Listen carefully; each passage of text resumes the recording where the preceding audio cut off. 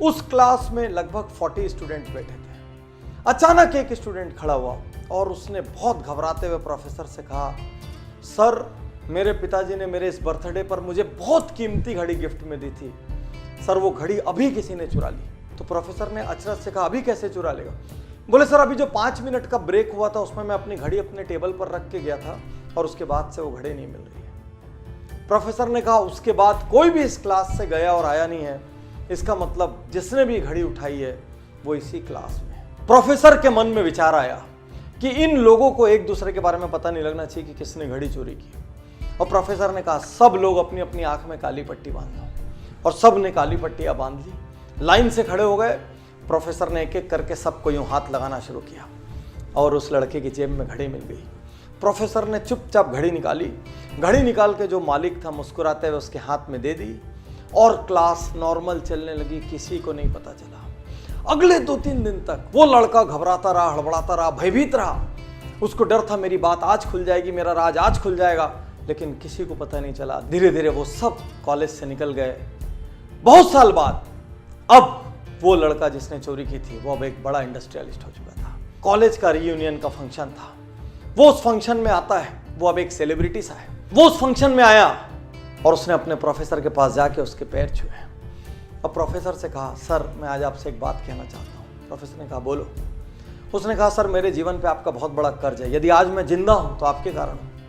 Professor ने बोला, ऐसा क्यों? उसने कहा, सर आपको याद नहीं होगा, एक बार आपकी क्लास में एक घड़ी चोरी हुई थी और आपने सबकी जेब चेक की थी और मेरी जेब से वो घड़ी मिली थी, लेकिन सर आपने उस दिन वो बात किसी से नहीं की। मैंने निर्णय लिया था यदि उस दिन ये बात सबको पता लगी तो मैं सुसाइड कर लूँगा। सर आपने मुझे माफ़ कर दिया, उस दिन आपने मेरी इज्जत रख ली, उस दिन आपने मेरी सेल्फ रिस्पेक्ट रख ली।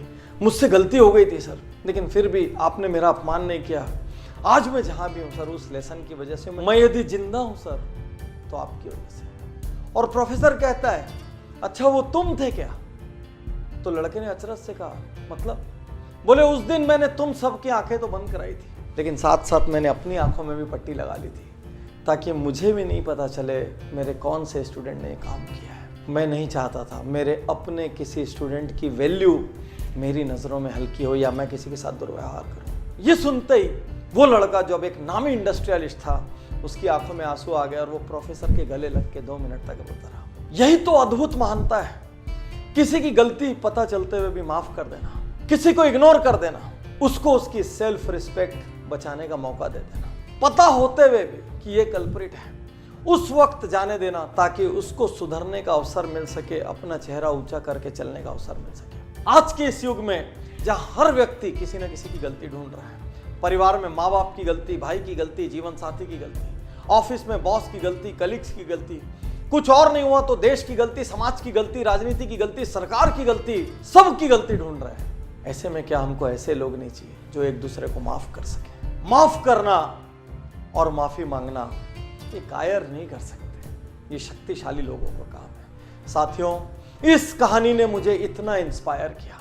एक प्रोफेसर जो ये नहीं चाहता कि उसका स्टूडेंट उसकी नजरों से गिरे, जो ये नहीं चाहता कि उसका स्टूडेंट किसी और की भी नजरों से गिरे, क्या ऐसे लोगों की समाज को जरूरत नहीं है? जहां पर हम लोगों की गलतियां होने के बावजूद उनको इंसान मान के, उनको मिट्टी का पुतला मान के उनको माफ कर सके। हमारे भाई से गलती हुई, हमारे पार्टनर से गलती हुई, हमारे जीवन साथी से गलती हुई, हमारे किसी और फैमिली मेंबर से गलती हुई, रिलेटिव से गलती हुई, कलीग से गलती हुई, मोहल्ले में, कॉलोनी में, स्ट्रीट में रहने वाले किसी से गलती हुई, समाज के किसी अंग से गलती हुई, 1-2 बार माफ कर दो, जाने दो ना उनको उनकी सेल्फ रिस्पेक्ट के साथ। गलतियां ढूंढना महानता नहीं है, गलतियों को इग्नोर करना और सामने वाले को अपना सम्मान बचाने का मौका देना महानता है।